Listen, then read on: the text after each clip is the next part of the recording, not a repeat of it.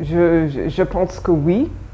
Bon, déjà en tant qu'américaine, ayant fait mes études donc dans l'État de New York dans les fin des années 80, tout début des années 90, j'étais déjà sensibilisée en fait à l'absence des femmes dans le milieu de l'art, dans les musées, dans l'histoire de l'art. Et j'ai eu de la chance d'avoir eu des professeurs d'histoire de l'art qui nous a fait lire les premiers textes des historiens de l'art féministes qui faisaient des recherches sur les artistes de toutes les époques, en fait. Donc j'ai constaté très vite dans les ouvrages d'histoire de l'art, pas de femmes. Et puis évidemment, l'histoire de l'art, comme c'était montré, comme on écrivait sur l'histoire de l'art, c'était vraiment l'histoire de l'art occidentale. Donc les autres pays, les autres cultures n'y figuraient pas. Donc quand je suis venue en France au début des années 90, j'ai repris des études en histoire de l'art et j'étais vraiment frappée de voir dans les cours, donc à Paris 1, à Michelet, quasiment aucune professeure ne parlait, ne citait des artistes femmes.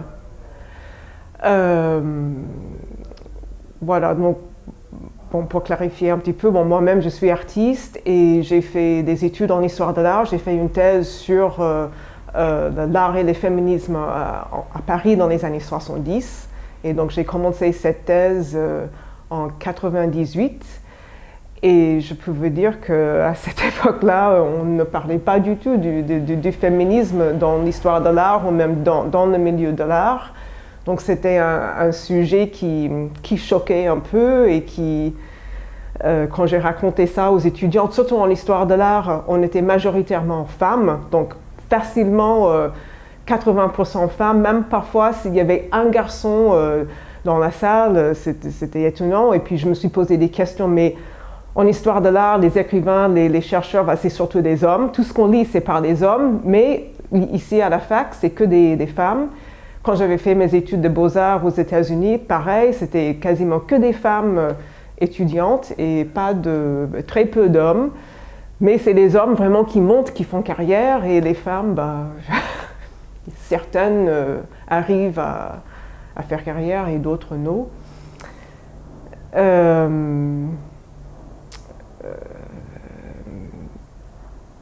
Mais bon, par exemple, autre chose personnelle, dans les années 90, donc 96, 97 par là, j'ai participé au salon de la jeune peinture, qui aujourd'hui c'est le salon Jeune Création, je crois.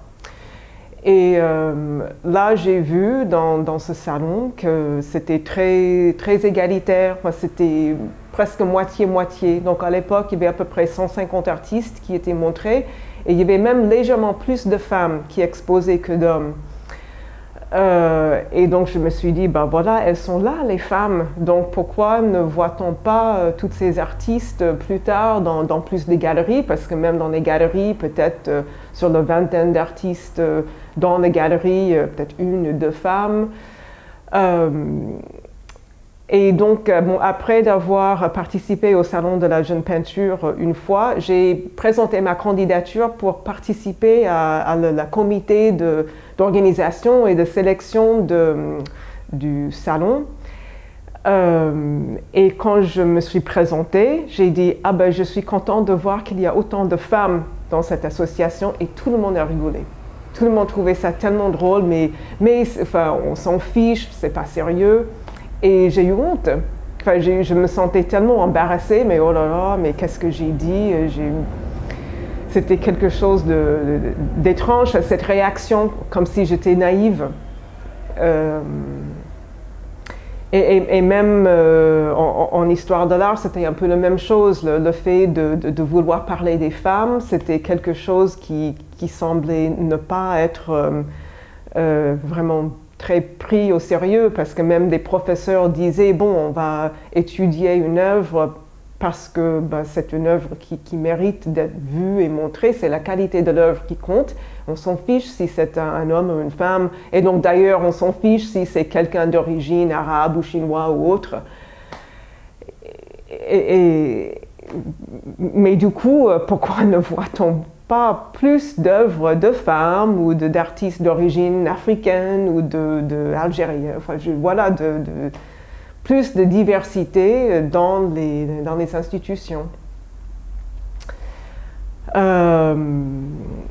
Et bon, donc ça c'est mon point de vue sur les discriminations. Est-ce que j'ai vu vraiment des personnes exclues des expos à cause de leur race ou leur sexe ou autre? Je ne sais pas si je peux vraiment dire ça. J'ai constaté juste cette inégalité de manière générale. Mais en ce qui me concerne personnellement, bon voilà, en 2005, j'étais enceinte avec mon deuxième enfant et j'ai commencé à ce moment-là toute une série d'autoportraits nus où je me suis regardée vers le bas. Donc pas de photos, pas de miroir, donc on ne voit pas ma tête. Donc je me suis dessinée comme ça, nue avec le gros ventre. Je me suis dit, bon, pourquoi pas le gros ventre, on n'a pas longtemps, ça dure peut-être 3 mois. Donc je me suis dépêchée de faire plusieurs autoportraits de très grands formats. Voilà, donc ça m'a lancé en fait dans le travail que je fais actuellement, vraiment sur le corps. Et donc c'était 2-3 ans après, peut-être en 2007-2008, j'ai commencé à montrer, enfin à vouloir exposer ces dessins. Et en fait, quand je les ai montrés, j'ai eu un peu de difficultés. J'ai envoyé des dossiers, j'ai amené mes dessins chez certains, enfin, dans les centres d'art, et des gens m'ont dit le dessin est intéressant, mais bon, la maternité, on ne peut pas montrer ça, c'est complètement tabou. Ou parfois, bon, on ne peut pas tellement montrer le nu, il y a des familles qui viennent ici, des enfants, on ne peut pas leur montrer ça. J'étais vraiment frappée par cette réaction, ou même quand j'ai montré des dessins à des galeristes, oh là là, mais je ne vais jamais réussir à vendre ça, essayer d'exposer dans les lieux où il ne s'agit pas de vendre. Donc, est-ce que c'est une forme de discrimination? En tout cas, je me sentais blessée parce qu'il me semblait que le travail était assez fort et original et ça pourrait toucher des gens et on ne voulait pas le montrer. Donc finalement, j'ai trouvé des personnes qui ont bien voulu montrer ce travail. Et curieusement, il y avait beaucoup plus d'hommes qui m'ont soutenue que des femmes. Bon, pour les quelques femmes qui m'ont soutenue, je vais dire que j'apprécie beaucoup leur soutien, mais c'était surtout des hommes, des directeurs de centres d'art ou quelques galeristes qui ont accepté de le montrer. Et je me demande si ce n'est pas parce que ces dessins de grossesse, c'était peut-être trop comme un miroir pour des femmes. Est-ce que c'était trop fort ou trop dérangeant? Donc elles-mêmes, elles ne voulaient pas le voir et donc du coup, elles ne voulaient pas non plus l'exposer. Voilà, est-ce que c'est de la discrimination? En tout cas, je l'ai senti un petit peu discriminatoire. D'autant plus que plusieurs personnes, enfin directeurs de centres d'art et des galeristes m'ont dit « Ah, mais le corps, on peut montrer tout ce qui est vraiment très sexuel, une sexualité explicite, une sexualité hétérosexuelle, bien sûr, on voit dans les œuvres parfois une sexualité très flagrante ou même pornographique, mais très souvent une sexualité qui reste toujours dans les normes, entre guillemets, où c'est une sorte de domination masculine, où toujours la femme, bon, dans les poses ou dans les attitudes qu'on peut voir, comme dans les publicités. Enfin, il y a une sorte d'image tellement intériorisée de qu'est-ce que c'est déjà le corps d'une femme et la sexualité d'une femme, que si on montre autre chose, que ça dérange.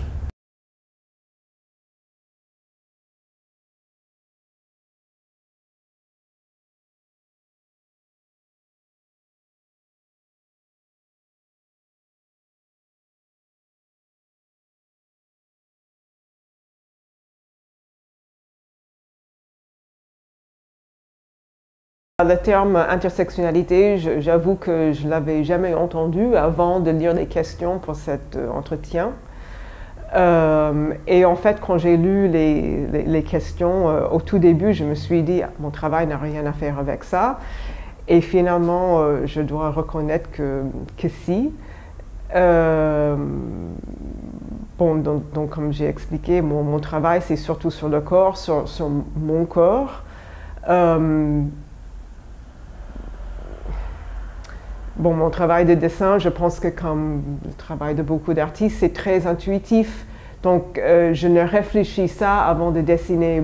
Bon, qu'est-ce que je peux montrer sur la sexualité ou sur le vieillissement? Je ne réfléchis pas comme ça. C'est quelque chose d'émotionnel et d'intuitif. Il y a une sorte d'élan, un désir. Donc, j'ai envie de faire quelque chose et je le dis et je le fais. Mais c'est dans le processus de dessin, il y a des choses qui sortent. Donc forcément, oui, la sexualité, la question de... Bon, la race, je ne sais pas trop, mais sur la féminité, sur la vieillesse, ça ressort parce que tout ce que je ressens dans le corps, ça passe par le trait, par le crayon. Mais en fait, même en ce qui concerne la question de race, quelque chose ce n'était pas du tout intentionnel de ma part. Purement par hasard, j'ai trouvé sur Internet une lithographie que j'avais faite. Donc une lithographie d'un couple vu de face. Et donc j'avais dessiné la femme, elle était plus foncée. J'avais mis plus de traits, donc on dirait peut-être que c'était une femme noire, mais ce n'était pas du tout mon intention. C'était juste un travail sur le trait, sur l'accumulation des traits, et puis l'homme à ses côtés, il avait moins de traits. Et donc j'ai retrouvé la photo de ma lithographie dans un blog où il était question, des gens discutaient sur les couples mixtes. Et j'ai trouvé ça très intéressant que mon travail a pu susciter ce genre de réflexion. Mais ce n'était pas mon intention. Mais si ça ouvre sur ce type de discussion, c'est bien.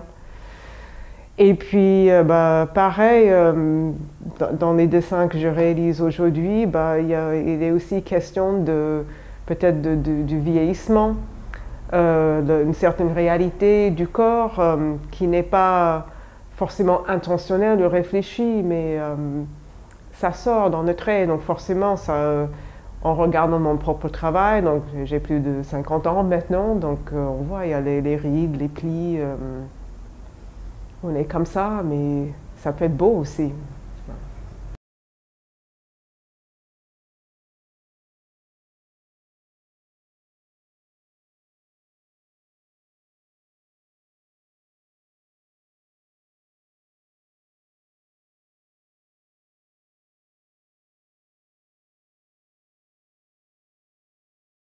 Peut-être que j'ai déjà répondu un petit peu dans ma réponse à la première question.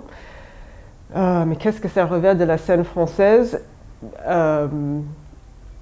Puisque les chiffres étaient plus élevés, puisque les femmes étaient un petit peu plus collectionnées en 2011 par là, je dirais que c'est une réaction immédiate à l'accrochage Elsa Pompidou en 2009. Donc je sais que cet accrochage au féminin des collections du musée était un peu controversé et que même il y avait des femmes qui ne voulaient pas y participer parce que ça crée un ghetto, voilà, soi-disant. Mais je pense que cette exposition était indispensable parce qu'il y avait des œuvres des femmes qui ont été dans les réserves, dans les collections depuis toujours et qui n'ont jamais été montrées. Et c'était l'occasion de montrer ces œuvres. Et je sais en plus que, en fait, pour monter cet accrochage au féminin, il fallait que le musée achète beaucoup d'œuvres pour remplir le musée. Et je sais que beaucoup d'artistes aussi ont donné des œuvres. Donc c'était tout un énorme travail de rattrapage pour moi, en quelque sorte, que effectivement la France a tardé par rapport aux pays allemand, enfin oui, germanophone, anglophone. Voilà, donc venant des États-Unis, effectivement, dans les années 70, il y avait déjà un énorme mouvement des femmes dans le milieu de l'art. C'est curieux quand on parle des artistes féministes américaines aujourd'hui et on leur dit « Ah, mais c'est tellement mieux à New York qu'à Paris ». Elles disent « Oh, mais non, oh là là, c'est compliqué, il faut toujours se battre, les femmes ne sont toujours pas suffisamment montrées, mais ici, c'est encore moins, parce que déjà aux États-Unis, il y a un musée national des femmes dans l'art à Washington.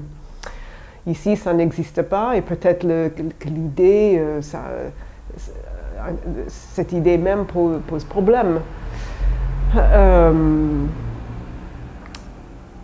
Et en même temps, sur le plan social, c'est curieux, parce qu'aux États-Unis, je dirais que les femmes, dans leur vie quotidienne, doivent même se battre plus pour faire garder leurs enfants, pour une maternité de congé payé, pour un salaire égal, même si les États-Unis a été plus, les femmes ont été plus militants sur ce front-là. Dans la loi, dans la société, c'est plus difficile, tandis qu'ici en France, il y a tellement de mesures sociales qui ont été mises en place justement pour que les femmes ne perdent pas leur travail quand elles ont un congé de maternité. Il y a quand même dans la loi, il y a une égalité de salaire. Enfin, il y a une certaine égalité qui est inscrite dans la loi. Alors, est-ce que c'est parce qu'on imagine dans le milieu de l'art que ces questions d'égalité sont plus justement des questions sociologiques et qui n'ont rien à voir avec l'art ou la qualité de l'art à proprement parler? Mais voilà, ça c'est tout le paradoxe de ce problème. Et bon, maintenant, si les chiffres descendent un peu, si en 2011, on a plus collectionné les femmes et aujourd'hui, on collectionne moins, c'est que cet élan qui a été lancé par Camille Morino et puis d'autres personnes à Beaubourg, peut-être qu'on se dit, bon voilà, ça y est, on a un peu réglé le problème des femmes, donc on peut maintenant passer à autre chose.